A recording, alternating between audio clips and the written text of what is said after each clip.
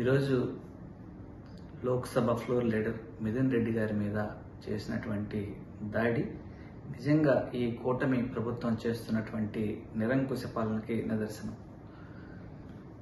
ఒక పార్లమెంటు సభ్యుడు తన నియోజకవర్గ పరిధిలోని సమస్యలు తెలుసుకోవడానికి వెళితే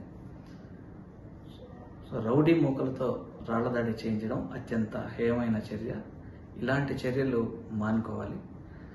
అలాగే మొన్న జరిగినటువంటి పెద్దలు విజయసాయిరెడ్డి గారి మీద మొన్నటి నుంచి జరుగుతున్నటువంటి మీడియాలో దాడి కానీ, అలాగే వినుకొండలో జరిగినటువంటి ఒక హత్య, వైఎస్ఆర్ కాంగ్రెస్ పార్టీ కార్యకర్తని చంపడం కానీ, ఇవన్నీ చూస్తుంటే భయకంపితులను చేసే విధంగా ప్రజల్ని వైఎస్ఆర్ కాంగ్రెస్ పార్టీ నాయకుల మీద వరుసగా దాడుల్ని ఆపకపోతే ప్రజలన్నీ అందరూ గమనిస్తున్నారు.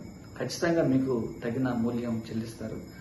ఈ రాష్ట్రంలో శాంతి భద్రతలను కొరవడి భయభ్రాంతులతో ఉండే విధంగా ఉంది. సో ఖచ్చితంగా ఇలాంటి చర్యల్ని ఆపాలని హెచ్చరిస్తాను వైఎస్ఆర్ కాంగ్రెస్ పార్టీ తరఫున.